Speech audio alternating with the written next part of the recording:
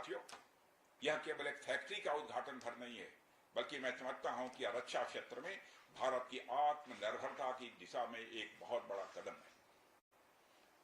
Uttar Pradesh defence industrial corridor बनने के पश्चात उत्तर प्रदेश के इंडस्ट्रियल डेवलपमेंट का एक नए सिरे से श्रीगणेश हो चुका है। इस डिफेंस कॉरिडोर में अब तक कुल 180 के लगभग एमओयूज साइन किए जा चुके हैं, जिसमें 34,000 करोड़ रुपए का इन्वेस्टमेंट प्रपोज्ड है। आपको यह जानकर खुशी होगी कि अभी तक इस कॉरिडोर में 4,000 करोड़ रुपए का इन्वेस्टमेंट किया भी जा चुका है। साथियों, टेक्नोलॉजी डे के दिन इस हाई टेक्नोलॉजी प्लेटफॉर्म फैसिलिटी को इनागुरेट करना अपने आप में एक लैंडमार्क डे है, परंतु इसके साथ साथ यह भारत की नई इनोवेटिव एनर्जी को भी दिखाता है, जिसको हमने पिछले कुछ सालों में गति देने का प्रयास किया है। हम सब जानते हैं कि इस समय टेक्नोलॉजी के क्षेत्र में, खासकर critical high and frontier technology के क्षेत्र में बड़ी तेजी से बदलाव आ रहा है। चाहे सिविल सेक्टर हो या डिफेंस सेक्टर, आज रोज नई नई टेक्नोलॉजी सभी प्रकार के प्रोडक्ट्स या सर्विसेज में क्रांतिकारी परिवर्तन ला रही है। हमारे जीवन का कोई भी ऐसा कार्य क्षेत्र नहीं है जहां टेक्नोलॉजी हमें डिसरप्टिव तरीके से प्रभावित न कर रही हो।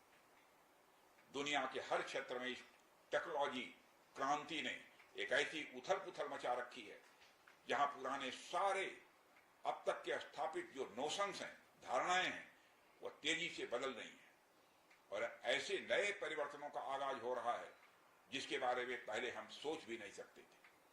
ऐसे में नेशनल टेक्नोलॉजी डे एक खास महत्व रखता है और इस खास दिन पर डिफेंस के क्षेत्र में एक हाई टेक्नोलॉजी फैसिलिटी को उद्घाटन करना मेरे, आपके और हम सब के लिए एक गौरव का विषय है। साथियों, ब्रह्मोस भारत और रूस के हाईएस्ट डिफेंस टेक्नोलॉजी का एक संगम है। जिस तरह हमारा उत्तर प्रदेश प्रयाग स्थित संगम के लिए दुनिया भर में जाना जाता है, उसी तरह आने वाले समय में लखनऊ भी इस टेक्नोलॉजी के संगम के लिए जाना जाएगा और यह संगम कई अनेक विशेषताओं को अपने अंदर समाहित करता है। आने वाले समय में यह रोजगार के सीधे यानी डायरेक्ट और इनडायरेक्ट अवसर पैदा करेगा। मुझे यह भी विश्वास है कि आने वाले समय में यह क्षेत्र एक ग्रोथ पोल के रूप में उभर कर सामने आएगा। साथियों, ब्रह्मोस जैसे कॉम्प्लेक्स सिस्टम की एक खास विशेषता होती है और यह सिस्टम अनेक प्रकार के सब सिस्टम्स, कंपोनेंट्स और पार्ट से बने होते हैं जिन्हें किसी भी एक जगह पर निर्मित करना संभव नहीं होता।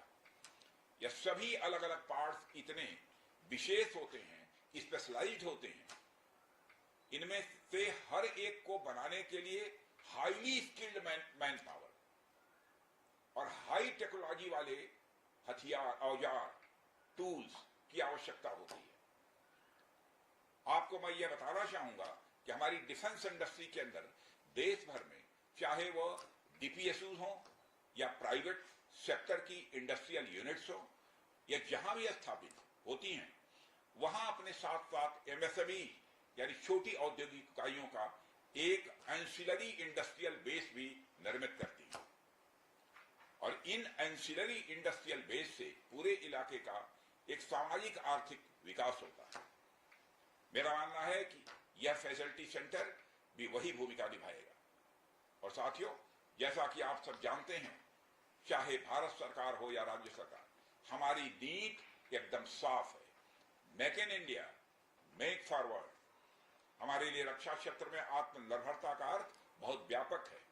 हम इस विचार के साथ आगे बढ़ रहे हैं कि हमें खुद के लिए तो आर्म्स एंड इक्विपमेंट बनाना ही है, साथ ही साथ में पूरी दुनिया को एक्सपोर्ट भी करना है।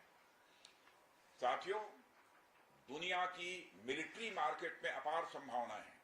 हाल ही में मैं Stockholm international peace research institute की एक रिपोर्ट पढ़ रहा था। उसमें उन्होंने यह बताया है कि वर्ल्ड मिलिट्री एक्सपेंडिचर 2024 में बढ़कर $2,718 बिलियन हो गया। आप सोचिए, आर्म्स एंड इक्विपमेंट का इतना बड़ा मार्केट हमारी राह देख रहा है। इसलिए हमें बेहद मजबूती से भारत को दुनिया के लिए एक अट्रैक्टिव डिफेंस प्रोडक्ट हब के रूप में विकसित करने की ओर आगे बढ़ना ही होगा। आज का दिन उस विचार की तरफ बढ़ाया गया हमारा एक और ठोस कदम है। इन सारी चीजों ने मिलाकर उत्तर प्रदेश में डेवलपमेंट का एक इकोसिस्टम तैयार किया है। इसी कारण हम उत्तर प्रदेश में डिफेंस कॉरिडोर का भी निर्माण कर पाए। हमने लखनऊ में डिफेंस एक्सपो का भी आयोजन किया। हमने डीआरडीओ के टेस्टिंग सेंटर DTTC की भी स्थापना की। और आज जिस ब्रह्मोस फैसिलिटी का उद्घाटन यहां हो रहा है, इस फैसिलिटी की शुरुआत से ही लगभग 500 डायरेक्ट और 1000 इनडायरेक्ट रोजगार सृजित होंगे। यह भी कहीं न कहीं उस इकोसिस्टम के कारण ही संभव हो पाया है जो श्री योगी आदित्यनाथ जी ने यहां डेवलप किया है।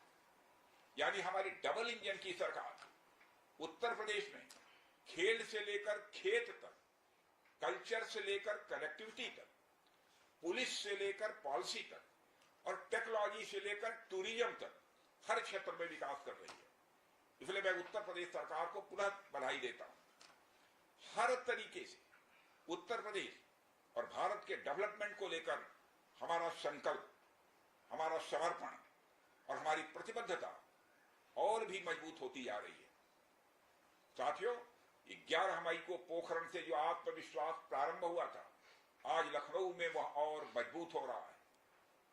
साथियों, अपनी बात समाप्त करने के पहले मैं कहना चाहता हूं, जिन भारत विरोधी और आतंकी संगठनों ने भारत माता के मस्तक पर हमला करके कई परिवारों के सिंदूर मिटाए थे, उन्हें भारतीय सेना ने ऑपरेशन सिंदूर के माध्यम से इंसाफ दिलाने का काम किया है। और इसके लिए आज सारा देश भारतीय सेनाओं का अभिनंदन कर रहा है।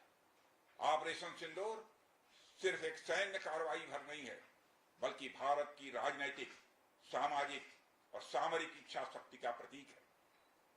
यह ऑपरेशन आतंकवाद के खिलाफ भारत की दृढ़ इच्छा शक्ति का और सैन्य शक्ति की क्षमता और संकल्प शक्ति का भी प्रदर्शन है।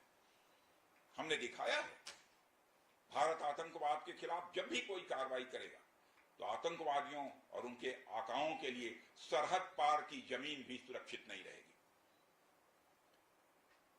भारतीय सेनाओं ने ऑपरेशन सिंदूर को पाकिस्तान में मौजूद आतंकी ढांचा ढहाने के उद्देश्य से लॉन्च किया था। हमने उनके आम नागरिकों को कभी निशाना नहीं बनाया था, मगर पाकिस्तान ने न केवल भारत के नागरिक इलाकों को निशाना बनाया, बल्कि मंदिर, गुरुद्वारा, गिरजाघर पर कोई हमले करने का प्रयास किया। भारतीय सेना ने शौर्य और पराक्रम के साथ साथ संयम का भी परिचय देते हुए पाकिस्तान के अन्य ठिकानों पर भी प्रहार करके करारा जवाब दिया है। हमने केवल सीमा से सटे सैन्य ठिकानों पर ही नहीं कार्रवाई की, बल्कि भारत की सेनाओं की धमक उस रावलपिंडी तक सुनी गई जहां पाकिस्तानी फौज का हेडक्वार्टर मौजूद है। मित्रों, भारत में आतंकवादी घटनाएं करने और कराने का क्या अंजाम होता है, यह पूरे विश्व ने उरी की घटना के बाद देखा, जब हमारी सेना ने पाकिस्तान में घुसकर सर्जिकल स्ट्राइक की। पुलवामा के बाद देखा जब बालाकोट पर एयर स्ट्राइक की गई, और अब पहलगाम की घटना के बाद दुनिया देख रही है कि जब भारत ने पाकिस्तान के भीतर घुसकर मल्टीपल स्ट्राइक्स की।